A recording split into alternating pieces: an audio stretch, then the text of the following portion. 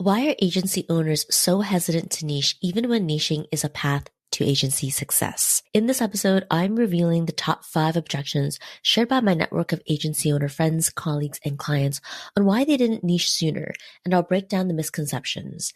We hear it all the time. Niching is the secret to standing out in a crowded market. But let's be real, deciding to niche can feel risky, and let's face it, downright scary. If you feel hesitation to niche, or if you're on the journey to claiming your niche and feel pulled back the other way, you're not alone. Listen in, because the future of small agencies is becoming go-to experts in a niche. Today, we're diving into the most common objections and misconceptions agency owners have about niching and how to reframe those fears into opportunities for growth. Whether you're already niche curious or still hesitant to take the plunge, this episode is for you.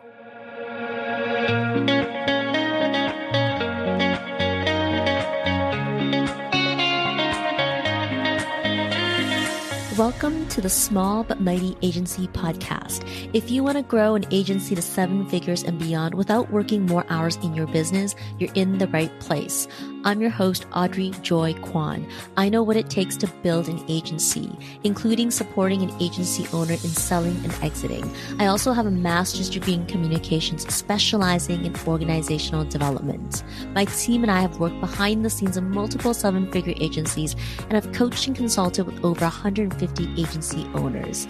All this to say, when you join us on the Small But Mighty Agency Podcast, you get real-world experience and practical tips that help you work less, earn more, and lead with integrity. So let's go.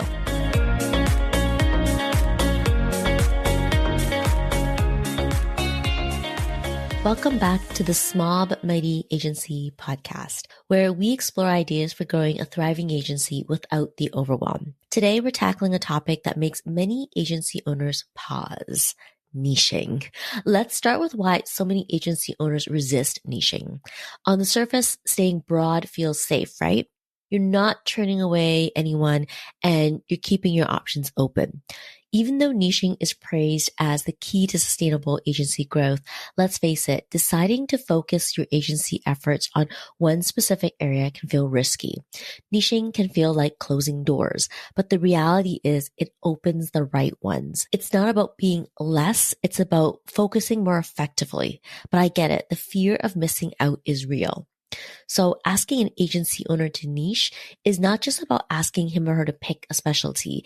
It's about overcoming the fear of turning away opportunities, making the wrong decision, or limiting growth. The hesitation often comes from a scarcity mindset. You're focused on what you might lose by niching rather than what you might gain. But here's the truth. While staying broad might feel safer, it usually means blending in, competing harder for clients, and spending more effort convincing people to work with you. That's why today we'll address the most common objections to niching and show how reframing these fears can help your agency grow with more clarity, focus, and confidence. Let's get right into it. What are the 5 common objections to niching, and how have agencies who have niched successfully reframed these objections? Number 1, it's the fear of losing potential clients. The objection usually sounds like this: if I have a niche, I'll turn away too many clients. Or another way of saying it is, if I have a niche, it will limit my revenue opportunities. This is one of the most common fears agency owners have about niching. On the surface, it seems logical. Limiting the types of clients you serve feels like you're cutting off potential opportunities. After all, the broader your services, the more people you can appeal to, right? But here's the reality. Trying to serve everyone often means you end up resonating with no one. Casting a wide net might bring in leads, but they can be a mix of misaligned, low budget, or hard to please clients who don't see the full value of your expertise. The energy you spend chasing or convincing these prospects can drain resources and hold your agency back from bigger opportunities. So what is the reframe to this misconception? Well, niching doesn't shrink your opportunities, it amplifies them. When you position yourself as the go-to expert for a specific audience or service, you naturally attract clients who need exactly what you offer. These clients are actively seeking your expertise, not generalist solutions. They also value your specialized skills.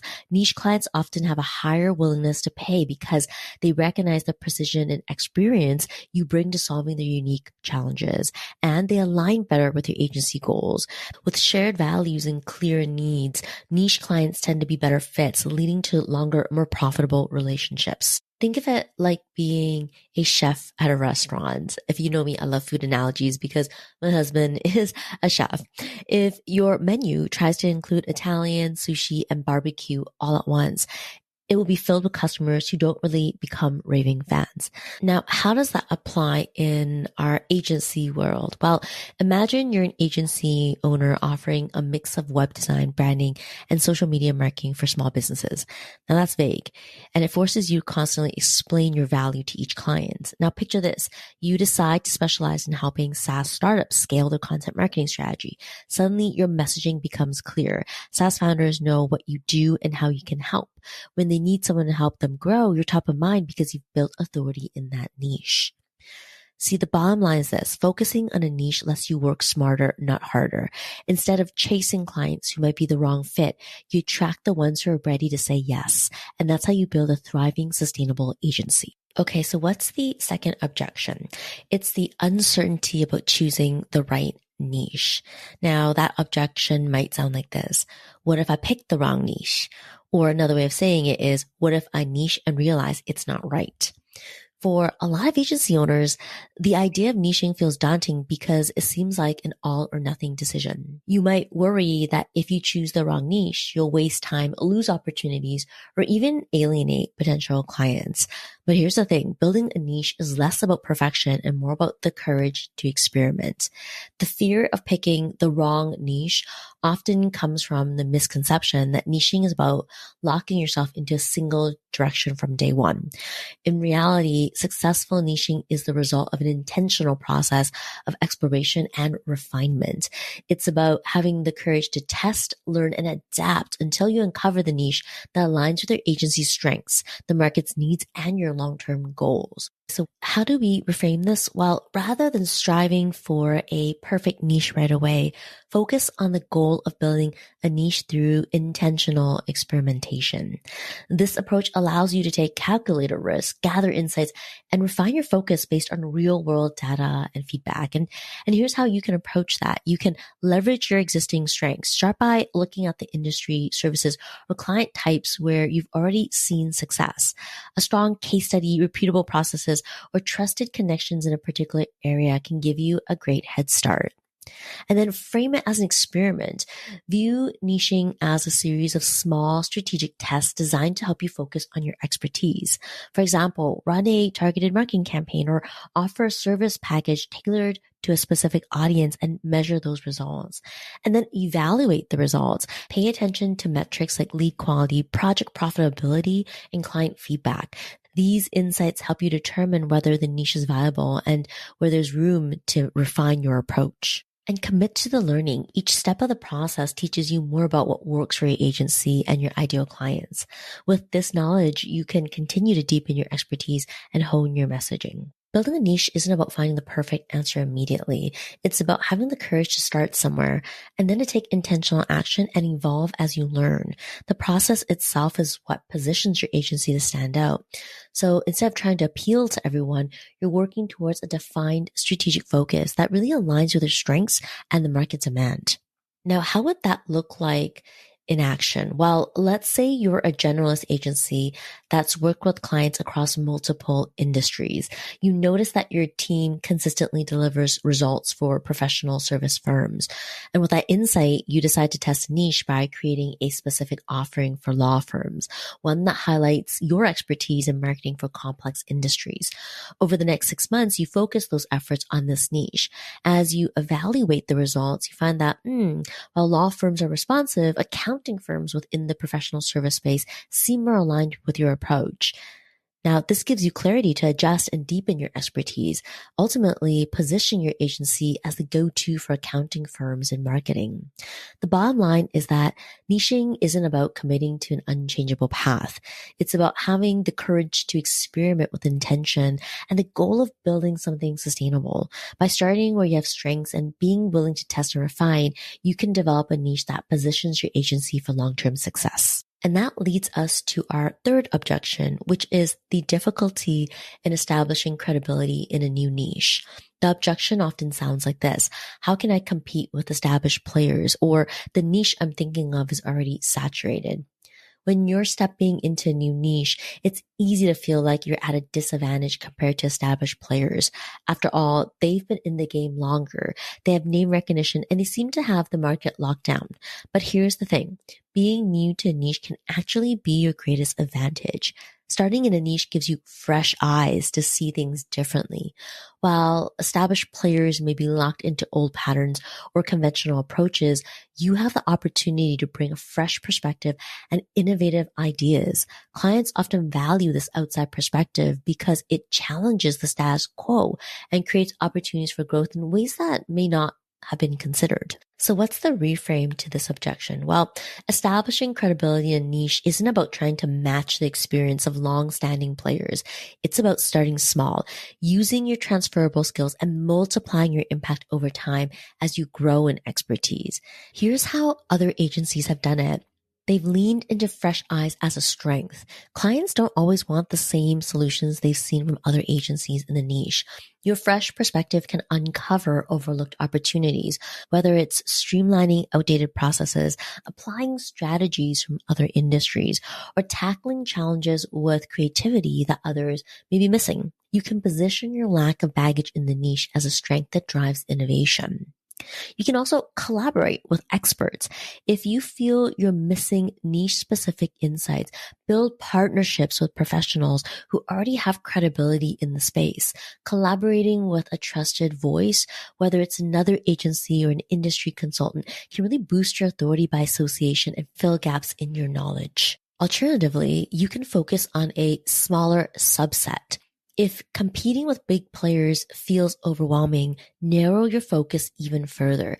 Target a smaller, underserved segment of that niche where your expertise can shine. For example, instead of marketing to all e-commerce brands, specializing in Shopify stores in the wellness space, this refined focus can help you gain traction faster. And build social proof gradually. Social proof is powerful, but it doesn't have to come from a long list of big named clients. Start with smaller projects or beta offerings for clients in your niche and use their testimonials or results to build that credibility. A few strong case studies can go a long way in establishing trust. See, credibility isn't just about how long you've been in a niche. It's about your ability to understand and solve your clients' problems. Your fresh perspective adds value because it brings innovation and challenges old ways of thinking, which can be exactly what clients need. Instead of competing directly with established players, you're carving out your unique space in the niche. Now, here's how other agencies have done it. Let's say you're a branding agency that has primarily worked with local businesses, such as restaurants or retail shops, and you now want to focus on helping health and wellness startups in the direct-to-consumer space. While you may not have direct experience in this niche, you have transferable skills like crafting compelling brand stories, designing cohesive visual identities, and building brand recognition. These are all highly relevant. Here's how you would enter that niche.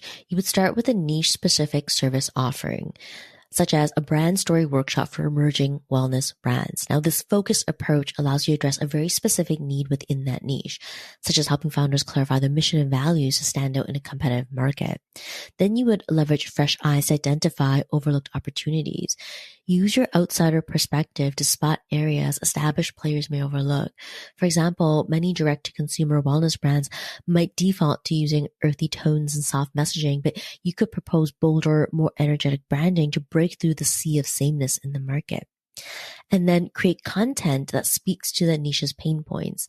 Blog posts, case studies, webinars on topics like how wellness startups can differentiate their brand without overspending, or building a mission-driven brand that resonates with health-conscious consumers, and then build social proof with smaller projects.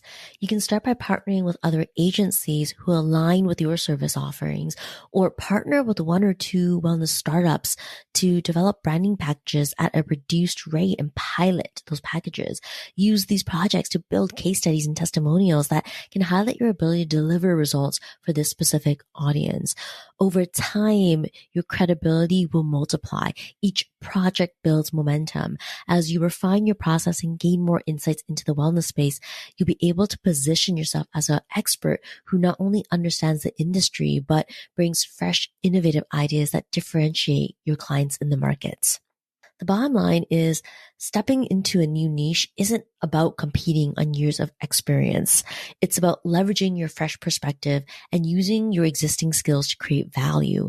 By focusing on client needs, building momentum with small wins, and offering innovative solutions, you'll multiply your impact in the niche over time and establish yourself as a go-to expert.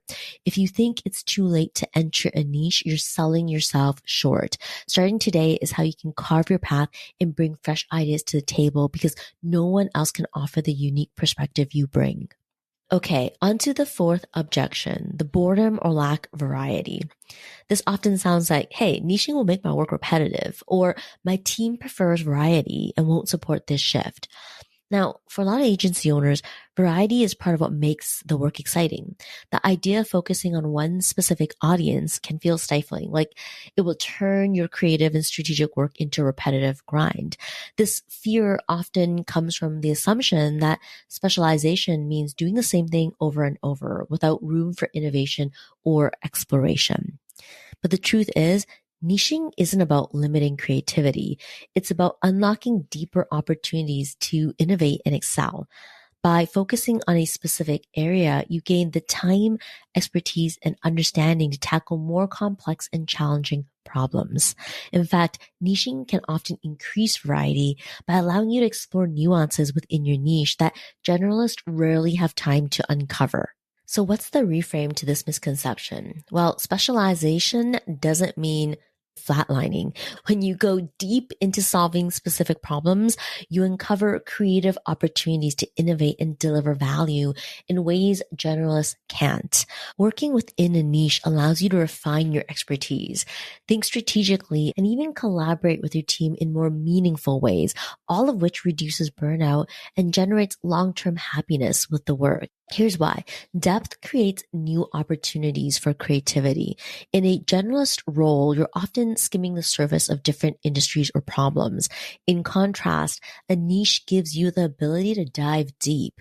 For example, a branding agency specializing in wellness brands might uncover creative ways to blend digital storytelling with sensory experiences, something you'd never have the chance to explore as a generalist.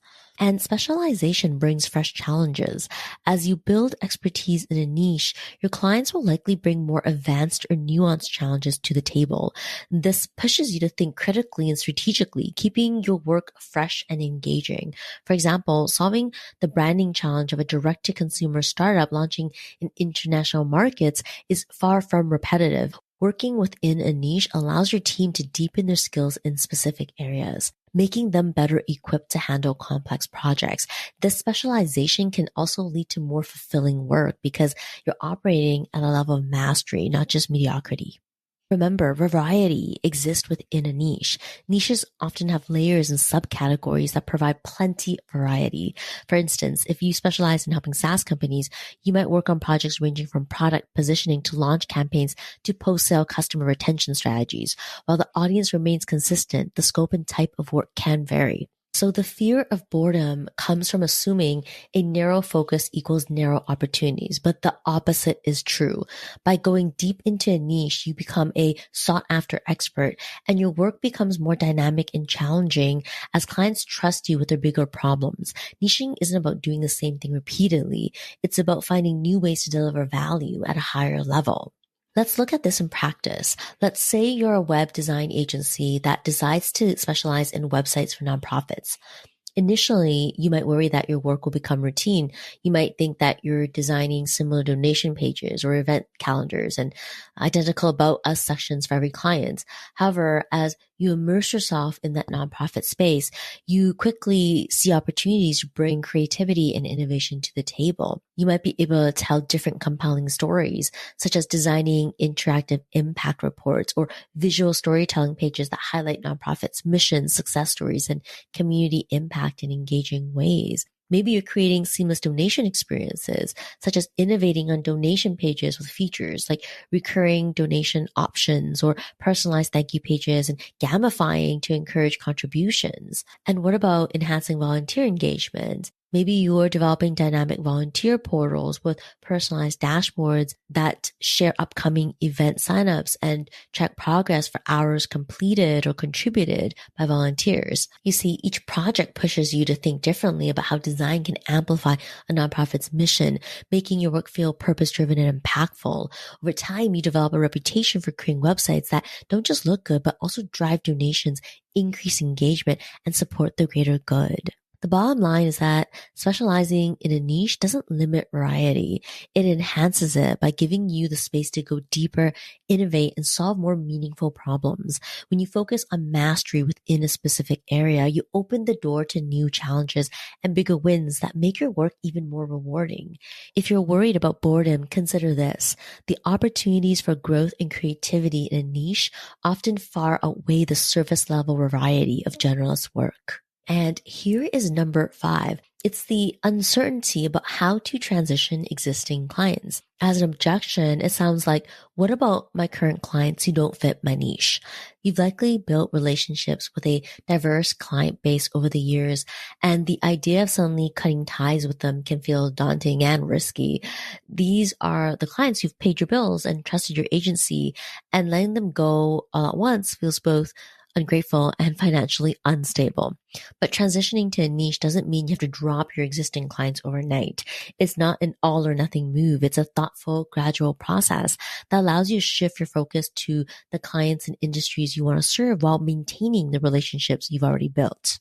Here's the reframe. You don't need to abandon your current clients. Instead, think of niching as a process of intentional transition. You maintain current relationships and you continue to serve your existing clients with the same level of care and quality you always have. There's no need to end these partnerships if they're working well for both sides. While you maintain your current relationships, you can shift your marketing focus and position your agency outwardly to attract the clients in your chosen niche. Your website, social media, and case studies can start reflecting the niche you want to move into. This way, you're gradually drawing in the right fit clients without disrupting your client work. And you can introduce niche offerings incrementally. Begin offering niche-specific services or packages that cater to the audience you want to attract. And as you build momentum in the niche, you can refine and expand those offerings. Over time, evaluate your existing client relationships. If certain clients no longer align with your agency's long-term vision, you can either complete their projects and part ways professionally or refer them to another trusted agency that's a better fit. See, transitioning existing clients doesn't have to be abrupt or disruptive.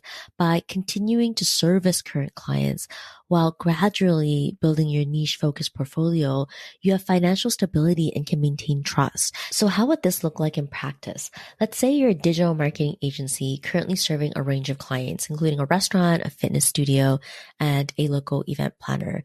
You decide to specialize in web design and lead generation for educational organizations, such as private schools, universities, and online course providers. Here's how you could transition. You would continue your current contracts. You keep working with your existing clients, fulfilling their needs while maintaining your reputation for great service. And you would shift some of your marketing. Maybe you're updating your website to focus on educational organizations. And start taking on selected new projects. Begin by reaching out to schools, universities, or online course creators with tailored offerings. For example, pitch a service like website redesigns to boost enrollment or landing page optimization for education campaigns. And you would evaluate alignment over time. So as you build your portfolio in the education space, you would assess whether your current clients align with your long-term goals. For instance, the fitness client may no longer fit your focus, but you can complete their project or refer them to another agency that specializes in fitness marketing. So what's the bottom line here? Transitioning to a niche doesn't mean abandoning your current clients. It's about maintaining relationships while focusing your marketing and efforts on the clients you want to attract. Over time, this intentional shift allows you to establish your expertise in your niche while keeping your agency financially and professionally stable. The key is to view niching as a process, not a sudden switch, and to approach every step with clarity and care. Okay, so there you have it, the top 5 objections or misconceptions about niching. Ask an agency owner who has niched and they will share that the benefits of niching far outweigh the risk. When you focus on a specific audience, your agency becomes easier to market, your operations run more efficiently, and you attract clients who value your expertise. Rather than competing on price or chasing leads, you'll find yourself commanding higher rates and building long-term partnerships with clients who truly align with your strengths. Agencies with deep knowledge and focus consistently land high-value clients because they have depth in understanding the challenges of the niche, while generalist agencies struggle to stand out. If you're not sure where to begin with niching, let's summarize. The key is to approach it as an experiment, not an immediate overhaul of your entire agency. Niching doesn't have to be an overwhelming leap. It can be a series of small, intentional steps that allow you to test, learn, and refine. Here's how to ease into that process. Before committing fully to a niche, start small by offering a pilot service tailored to a specific audience. This gives you a low-risk way to gauge interest and evaluate how your skills translate to that niche. And you want to track the results. Are clients receptive? Does the work feel engaging? Are you able to deliver strong results? Use that data to decide whether the niche has potential for long-term growth. Make sure you research the market. A niche may sound appealing, but if there isn't enough demand or it doesn't excite you, it could become more of a burden than a benefit. And the steps to take is to look at the industry trends. Is the niche growing, stagnant, or declining? Analyze the competition. What are they doing well? Where are the gaps that you could fill? And talk to potential clients. What challenges do they face that you could solve? For example, if you're exploring the health tech space, you might discover that startups in this industry struggle to simplify complex messaging for investors and customers. If your team excels in storytelling and branding, this could be a great fit. Easing into the process doesn't mean you rework your entire business model overnight. Instead, focus your marketing efforts on the niche first. This allows you to attract the right audience and refine your positioning without disrupting your operations. You could update your website to highlight niche-specific services and case studies. You could write some blog posts or create videos that address the niche's specific pain points, or you can showcase your expertise on social media through targeted outreach. And of course, evaluate and adapt. Niching is a dynamic process, so it's important to monitor your progress and be willing to pivot or refine your approach based on what works. Stay open to feedback from clients and your team as you niche down. The insights you gain will not only help you improve your services, but also guide you in creating a niche that feels both rewarding and sustainable. To wrap this episode up with one defining thought, niching isn't about shutting doors. It's about opening the right ones. By addressing the common fears and objections, you can confidently take the first step towards building an agency that stands out, attracts the right clients, and scales sustainably. So what niche are you exploring? If you're ready to refine your focus and grow your agency, click the link in the show notes to join our Agency Together Strategic Partnership Mixer. It's a chance to connect with other agency owners on the same journey to collaborate and grow your niches together. And if you want deeper insights into building a referral-ready network for your niche agency, subscribe to the Agency Together newsletter to connect with like-minded agency owners and learn how collaboration is fueling the growth of small agencies today. Hey, thanks for hanging out with me at the Small But Mighty Agency podcast. If you enjoyed this episode, it would mean the world to me if you hit the follow or subscribe button in your podcast app and share it with a friend. I'll see you on the next one.